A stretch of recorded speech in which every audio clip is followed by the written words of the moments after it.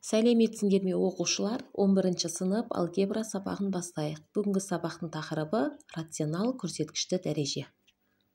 Сабақты соңына дейін көріңдер. Егер сабақ ұнаса, каналыма тіркеліп, қолдап кетуді ұмытпаңдар. Ал онда тақырыпты бастайық. Біз 7-ші сыныбымызда натурал көрсеткішті дәреже және оның қасиеттері, сосын бүтін көрсеткішті дәреже және оның қасиеттерімен танысқанбыз, иә? Солардың қасиеттерін еске түсірейік. Бірінші қасиет, бізде негіздері бірдей боп, дәрежелері әртүрлі боп көбейтіліп тұрса, негіз жазылатын еді, дәрежелер қосылатын еді, иә? Ал екінші қасиет, ал негіздері бірдей боп, дәрежелері әртүрлі боп, міне бөлініп тұрса, ол кезде негіз жазылатын еді, дәрежелер азайтылатын еді. Үшінші қасиет, ал дәреже А-ның М дәрежесінің сыртында N дәреже болса, яғни дәреже сыртында дәреже болса, бұл кезде негіз жазылатын еді, дәрежелер көбейтілетін еді. Төртінші қасиет, бізде А көбейтілген В-ның жақшаның сыртында тұрған дәрежесі жақшаның ішіндегі көбейтінділердің әрқайсысына жеке-жеке тиісті. Сонда А көбейтілген В-ның жақшаның сыртында N дәрежесі дегеніміз А-ның да N дәрежесі, В-ның да N дәрежесін беретін еді. Ал енді 5-ші қасиет, А бөлінген В-ның бөліндінің жақшаның сыртында тұрған дәрежесі бізде. Бұл дегеніміз А-ның да N дәрежесі, В-ның да N дәрежесін береді. Ал енді қарандар, бізде мысалы А-ның минус N дәрежесі болатын болса, бізде А-ның минус дәрежесін біз плюс дәрежеге айналдырып алу үшін 1 бөлінген А-ның N дәрежесі деп аламыз. Сосын тағы да бізде квадрат түбірден белгілі, мысалы А-ның 2-ден 1 дәрежесі дегеніміз ол түбірасты А деген сөз. Яғни бізде мына квадрат түбір астына А-ны береді. Квадрат түбірдің мына жерде 2 дәрежесі бар деген сөз, А-ның 1 дәрежесі бар деген сөз, түбір дегеніміз, яғни квадрат түбір дегеніміз 2-ден 1 дәрежені береді. Біз бұны төменгі кластарда өткенбіз, иә? Анықтама: А үлкен 0 санының N-нен M рационал көрсеткішті дәрежесі деп, А-ның M дәрежесі санынан алынған N-ші дәрежелі түбірдің мәнін айтады. Анықтама бойынша А-ның N-нен M дәрежесі дегеніміз N дәрежелі түбір астында А-ның M дәрежесін береді. Яғни қарандар, анықтама бойынша бізде мына А-ның N-нен M дәрежесі дегеніміз ол N дәрежелі түбір астында А-ны береді. А-ның M дәрежесін береді. Сонда мына бізде түбірді дәреже түрінде жазған кезде, мына түбірдің дәрежесі дәрежедегі бөлшектің бөліміне, ал түбір таңбасының астында тұрған санның дәрежесі дәрежедегі бөлшектің алымына барады. Бұл жердегі M дегеніміз бүтін сан, яғни M бүтін сан. Кез келген бүтін сан. Ал N дегеніміз N кез келген натурал сан.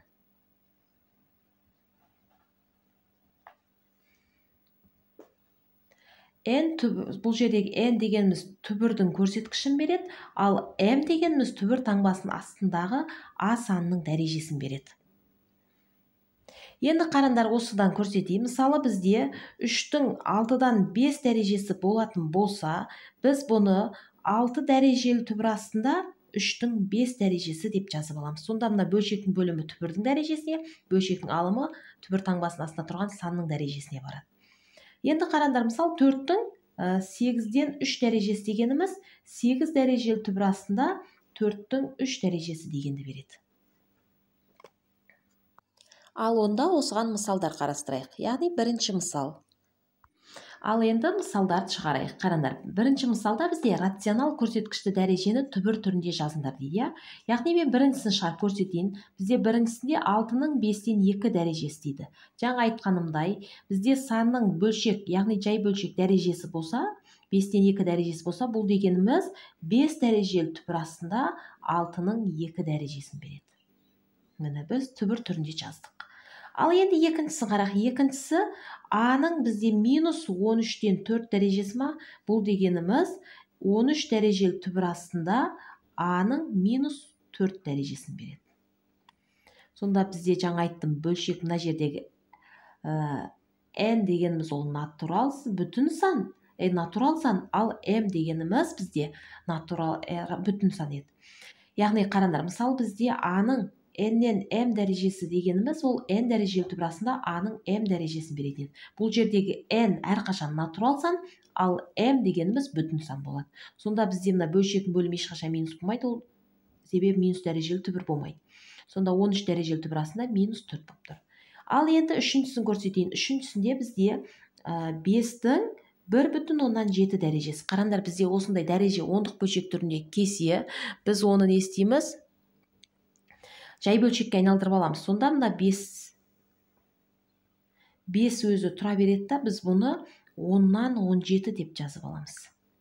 Сонда 10-нан 17 дегеніміз 1,17 береді. Енді біз бұны түрінде жазамыз. Сонда 10 дәрежелі түбір астында 5-тің бізде 17 дәрежесі. Яғни мына дәрежедегі бөлшектің бөлімі түбірдің дәрежесін береді. Мынау алымы есе түбір таңбасының астында тұрған санның дәрежесін береді. Міне біз түбір түрінде жазып шықтық. Ал енді екінші мысалды қарастырайық. Екінші мысалда да бізде бірнеше өрнектер берілген. Осы өрнектердің мәндерін есептеу керек. Ал енді екінші мысалды қарастырайық. Осы екінші мысалдың мен біріншісін шарп көрсетейін. Біріншісінде 8-дің 3-тен 4 дәрежесі деген өрнек берілген. Осы өрнектің мәнін табу керек. Жаңағыдай мен бұны алдымен естейміз, дәрежені түбір түрінде жазып алам. Сонда бұл дегеніміз 3 дәрежелі түбір астында бізде 8-дің 4 дәрежесін береді. Енді тең жазамыз, я.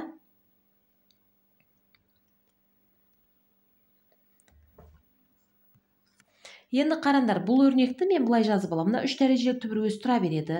8-ді мен жазамыз 2-нің 3 дәрежесі деп алам. Себебі 2-нің 3 дәрежесі бізде 2-нің 3 дәрежесі 8-ді береді.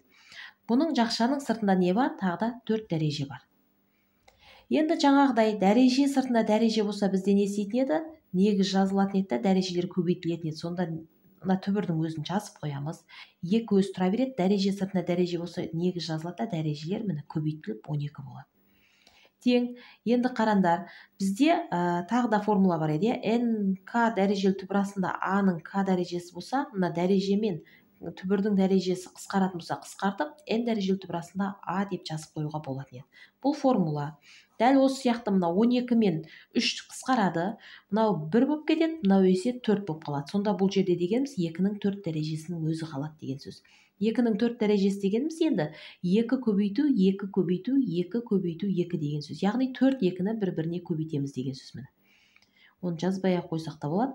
Бұларды көбейтетін болсақ, енді бізде не шығады? 16 шығады болды. Енді осы есептің екіншісін шарп көрсетейін. Екіншісінде бізде 625-тің 0,175 дәрежесі беріліпті. Яғни қараңдар, 625-тің 0,175 дәрежесі 625 тұра береді. Мына 0,175-ті мен жай бөлшек түрінде жазып алам. 100-75 деп. Енді бұл 100-75 қысқарады, я? 25-ге бөлінеді, мына 3, мына 4 болады. Сонда 625-тің бізде 4-тен 3 дәрежесі болады. Енді бұл дәрежені біз түбір түрінде жазып аламыз.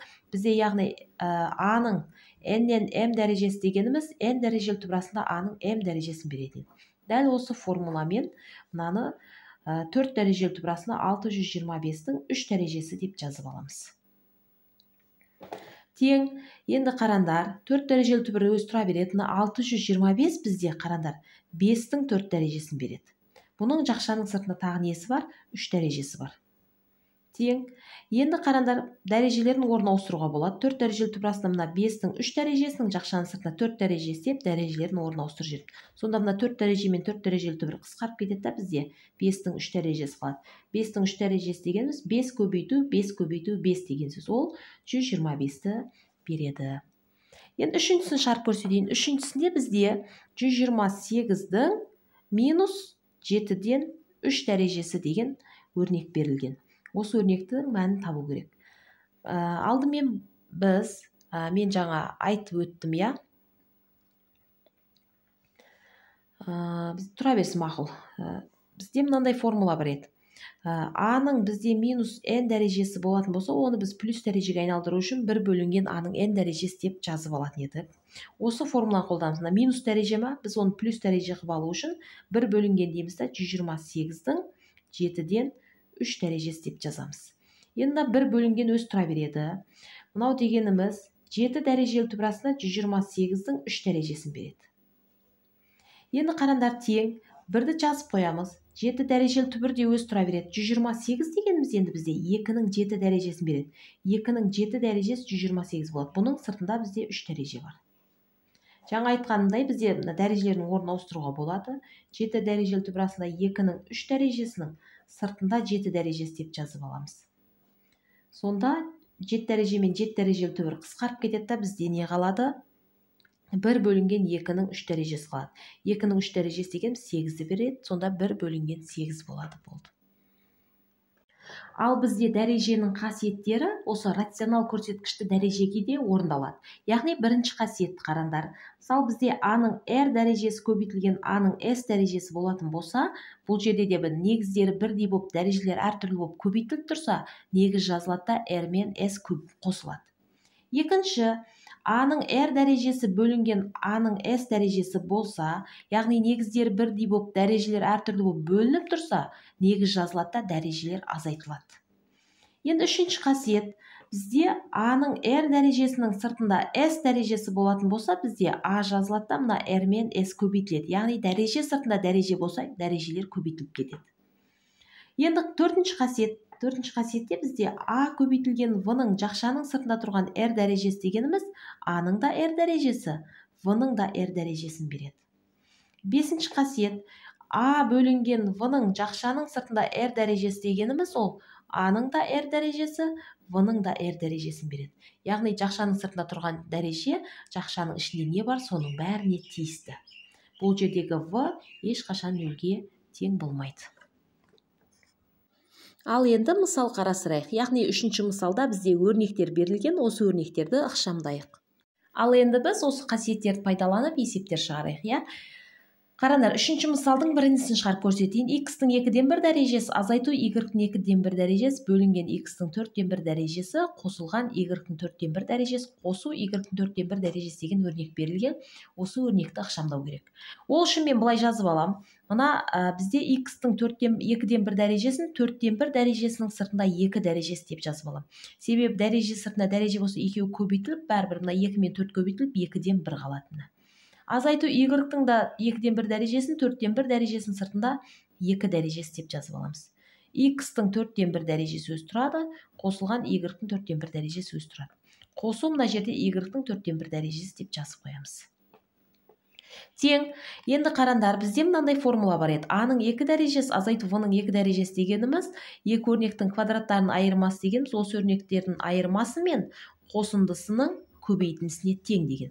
Дәл осы формуланы пайдаланамыз. Сонда бізде міне қараңдар, А квадрат азайту В квадрат, міне А-ның 2 дәрежесі азайту В-ның 2 дәрежесі. Мына түрде тұр, біз оны мына түрге келтіреміз. Яғни А-ның орнында X-тің 4-ден 1 дәрежесі, В-ның орнында есе Y-тің 4-ден 1 дәрежесі тұр. Сонда бұл дегеніміз X-тің 4-ден 1 дәрежесі азайту Y-тің 4-ден 1 дәрежесі көбейту X-тің 4-ден 1 дәрежесі қосылған Y-тің 4-ден 1 дәрежесін береді.